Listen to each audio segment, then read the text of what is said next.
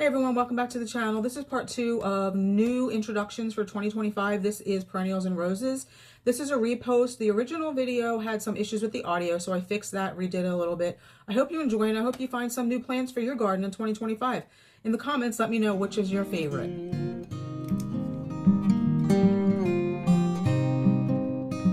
So the first perennial that I chose to talk about today is a coreopsis. And there are 4 new ones by proven winners called the Designer Threads series. And the reason why I chose these is because they were shown to have superior mildew resistance. If any of you have grown coreopsis, even the best rated ones from Mount Cuba Center, they can be prone to mildew. Maybe not as bad as a bee balm, but it can happen. These ones did not exhibit any mildew until September. So they can go all summer with the humidity and maybe excess of moisture without showing any mildew. So that is a really good trait to have on a new coreopsis. So let's take a look at them.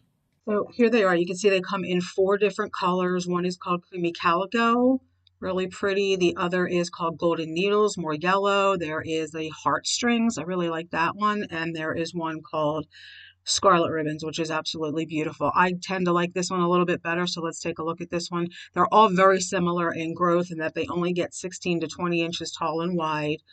They're all hardy in zones 5 through 9. Obviously, they're easy to grow. Coreopsis are really easy to grow. They really don't require much. They attract butterflies. They're bee friendly. They are definitely deer resistant. I have experience with that. Let's see what else Proven Winners has to say about them. Bring a taste of the finer things to life in your garden with the thread-like foliage of Designer Threads coreopsis. And they do have that thread leaf. Some coreopsis have a little bit of a thicker leaf. These are of the thread leaf variety.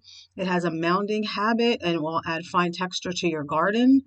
They are persistent with blooms for many weeks. They open cleanly with broad, flat petals.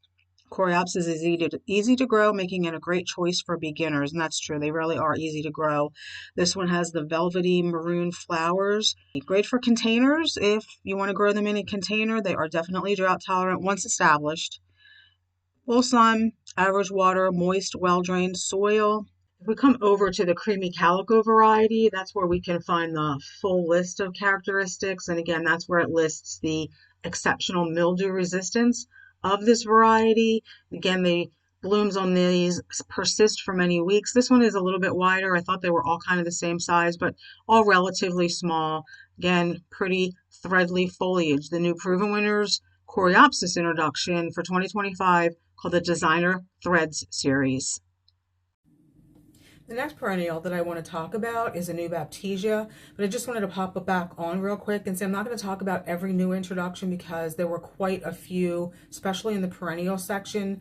Some were kind of tried and true favorites like coneflowers and daylilies that had new introductions, but I feel like the market is a little bit saturated with those and they all start to look the same after a while. So I only chose about 7 or 8 of the new introductions of the perennials.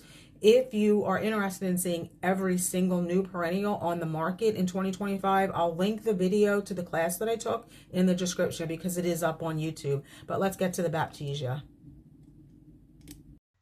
So this baptisia is also from Proven Winners in their Decadence line, and this one is called Decadence Periwinkle Popsicle. And the reason why I chose this one is not just because I love anything purple, but this baptisia blooms a little bit later than most other baptisia, so you get a little bit of a longer bloom. If you have other baptisias planted in your garden, this would kind of provide for that succession of blooms. This one is a rather large one, 4 to 5 feet tall, 3 to 4 feet wide, hardy in zones 4 through 9. Obviously, the flowers are of a blue shade, and you can see it kind of has that typical vase shape of all baptisias that make it great for underplanting if you don't want to see those stalks. The periwinkle popsicle, again, is later to flower than most baptisia, not showing color until most other varieties are finished blooming. So that's a really nice feature for this baptisia. It's great for attracting butterflies. It is deer resistant, although I will say I have had my baptisia nipped by deer, so I guess it really just depends on the herd. Full sun, salt tolerant, no need to deadhead. They are drought tolerant. Again, they're a summer bloomer, great for cut foliage. They do like dry soil, or at least they are a little bit drought tolerant. I can speak to that. Definitely do not have to provide much extra moisture for the baptisia. So again, another beautiful baptisia called Periwinkle Popsicle from Proven Winners in garden centers in 2025. Another new introduction is an alstroemeria called Coral Chaos. I don't typically grow alstroemerias, but the reason why I chose this is because we get asked a lot at the garden center where I work if we carry alstroemeria, and we do not. Because typically up here they're grown as annuals, and we carry kind of like the basic kinds of annuals. But the great thing about this alstroemeria, and the reason why I chose it, because I know there are a lot of people out there who like it for cut flowers, is because this one is hardy to zone 5.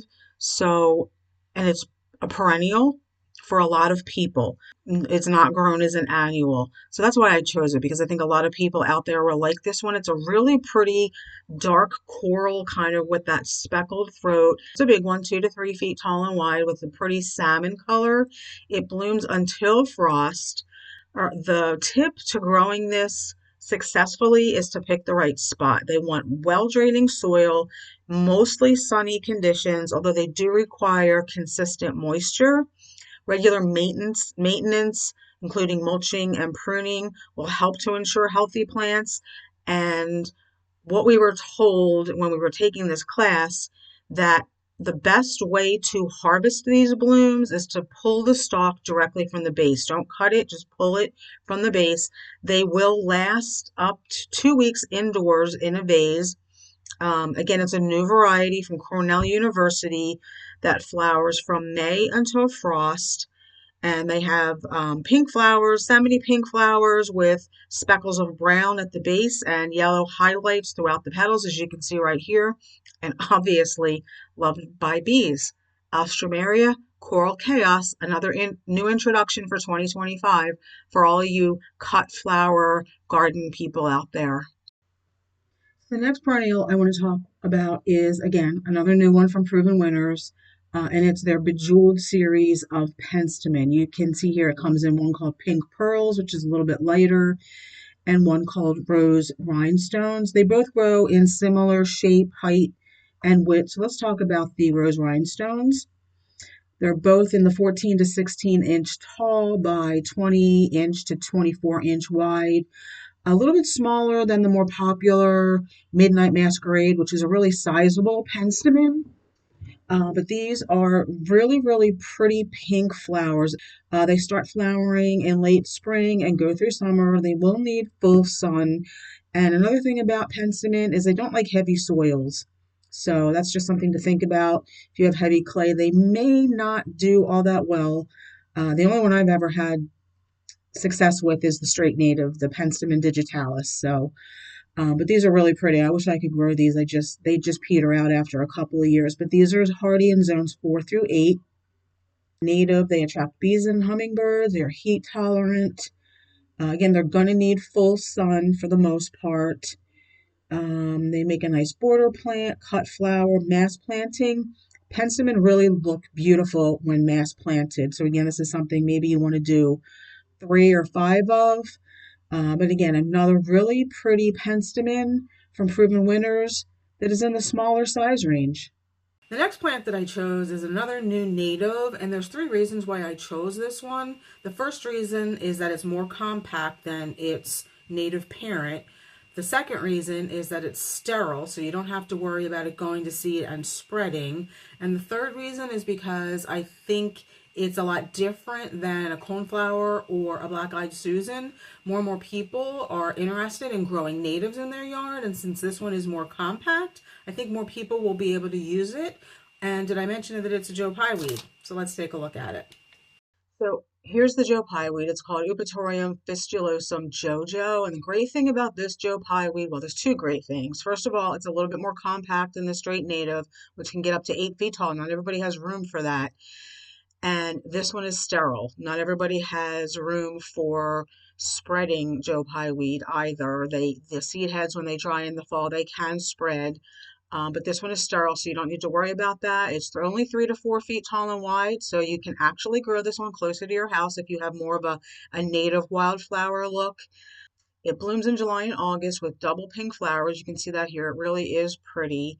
It's perfect if you want the look of a traditional Joe Pye weed, but you don't have the space. It's sterile, so blooms last for months and it does not spread.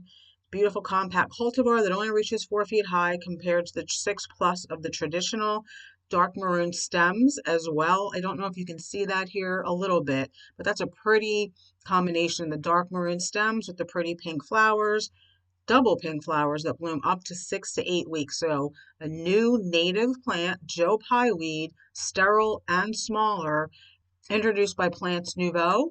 So a great new native plant species for you native plant enthusiasts, available in 2025. So the next plant I chose to talk about is another introduction by Proven Winners in their Shadowland series called Sound of Music. This has the Empress Wu kind of parentage, so you know this is going to be a big one. It has really pretty, heavily corrugated, variegated leaves with chartreuse centers to blue-green margins. It has really pale, creamy white flowers in summer that attract birds and pollinators. It's a big one, again, because it has Empress Wu kind of in the background, 30 to 32 inches tall by 60 to 66 inches wide. So that is a really big hosta. Let's bring this a little bit closer so you can see just how heavily corrugated the leaves are and how pretty they are with the blue-green margins and the chartreuse center. Really like that. Again, hardy in zone 3 through 9. Most hostas have a really wide hardiness range, and they really just grow in places where you have trouble growing lots of other plants. Now, it will take a while to get to this. Most hostas do take a couple of years at least to get to their full mature size, but this is another big, beautiful hosta in the Shadowland series called Sound of Music. The next one is a new plant from Bloom and Easy, and this is the puff pastry white chocolate sedum. I really like this one because I like the foliage. I like sedum that have dark foliage, and this one has like a white yellowish bloom. So you can see when it starts out here, it starts out a little bit raspberry, then they go a little bit lighter, and when they open up, they are a creamy white to yellow. They're a smaller sedum too, so they're not big like the Autumn Joy. They're about 12 to 14 inches tall, 14 to 16 inches wide. They are hardy in zones 5 through 9. They do not have brown seed heads. If you don't like brown seed heads on the sedum, these will not go brown. They will just kind of stay, they're creamy white yellow. I kind of like the brown seed heads on sedum. I leave them in the winter time, but I guess maybe some people don't. So that is kind of the claim to fame here, that they will not go brown. They're reblooming, drought tolerant, heat tolerant. They attract pollinators, full sun, average water, deer resistant, everything we want in a perennial. So new from Bloom and Easy, sedum puff pastry. I like the name too. Hey everyone, we're going to move on to roses now. There are a lot more perennials that are new that I could talk about, but I feel like some of them are just kind of already oversaturated in the market, like coneflowers, heuchera, phlox. So let's move on to roses now. The first rose is a true bloom, new 2025 rose called Rosa True Devotion. And the reason why I picked this one is because it is a smaller climbing rose. A lot of climbing roses are really, really big, like 14 to 15 feet tall and say 8 to 9 feet wide. These are much, much smaller, 6 to 7 feet tall, 2 to 3 feet wide. I've often thought about putting a climbing rose on our white vinyl arbor inside our fence, but I shied away from it because I did not want one of those big, big, vigorous growers. I didn't want it to eventually get so heavy that it would kind of start to pull the arbor down. And I didn't want to not be able to get in there so that I could clean the arbor. You know, white vinyl gets a little bit mildewy if it's in a shadier spot sometimes. So that's why I did not want to ever put a climbing rose on my arbor, but I think I might try this one when I saw that it only gets 6 to 7 feet tall and 2 to 3 feet wide. It is exceptionally disease resistant. It's highly fragrant. It's a climbing hybrid tea rose. I really like the look of this. It's a very pale pink and it has a lot of petals per bloom. It makes a great cut flower. All of these roses that I'm going to talk to you about today are exceptionally disease resistant. So that is, again, the Rosa True Devotion New Climbing Rose by True Bloom Roses. I really, really hope I can find this one this year. The next one is also a True Bloom Rose introduction called Rosa True Delight. This is also a smaller climbing rose, highly fragrant, highly disease resistant. And again, the reason why I chose this one, I think you can tell why, because it looks to me almost like a camellia. So this is hardy from zones 6 to 11. So maybe if you are in a zone 6 and you can't, or you're kind of nervous about trying a camellia, maybe try this rose, because to me this really does have the look of some of the more variegated type camellias, like an April Dawn. This one is really pretty. Again, a smaller climbing rose, so maybe if you were worried about trying some of those really large climbing roses, this might be the one for you. Rosa True Delight. I really love that variegated foliage. Just a quick note about True Bloom roses. They are a crossbreed of tea flowering roses and disease-resistant shrub roses. These are kind of like sold as the new generation of rose for the new generation of gardener who wants everything to be low maintenance. You do not have to spray these roses. They are extremely disease resistant. So just wanted to give you a quick blurb about the True Bloom roses, because up until this I had not heard of them. Okay, just two more roses, I promise. This is another new introduction by Star and Roses Plants in their Bloomable series, and this one is called Rosa Loves Me, Loves Me Not. Now, it might not look like the most original or new gorgeous rose on the market until you look at the flower. It is really, really densely packed with petals. It has 100 to 200 petals per rose. You can see that right here. If we go over to the Star and Roses website, over 200 petals, and it's a 5-inch wide blossom.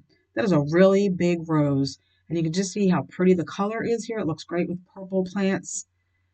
Again, really, really densely packed. It has a very strong, sweet fragrance of lilac and pineapple.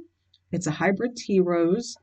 It is hardy in zones 6 through 11, and it's more upright, 4 to 5 feet tall, 2 to 3 feet wide, perfect for cutting.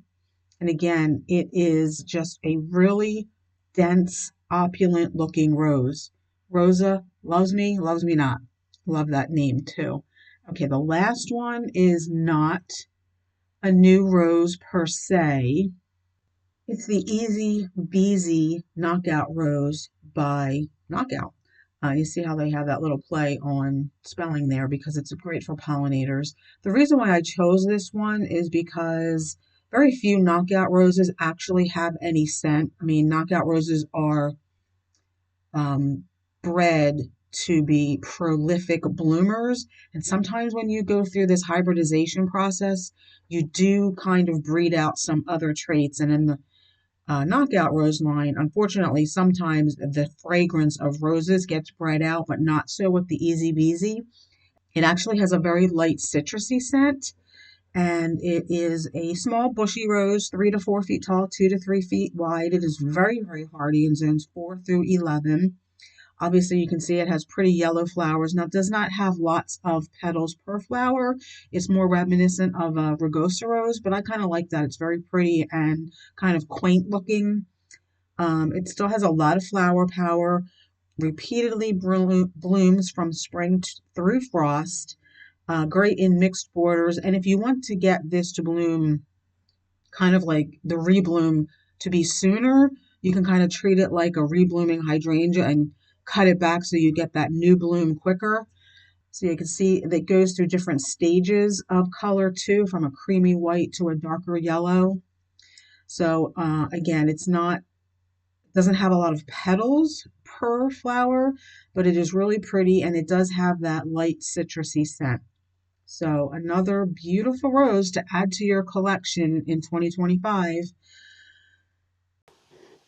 So thanks for watching. I hope you found something interesting today, something new that maybe you'd be able to use into your garden. If you have any questions, absolutely let me know. Don't forget to like the video. Hopefully we'll see you in the next one. Bye.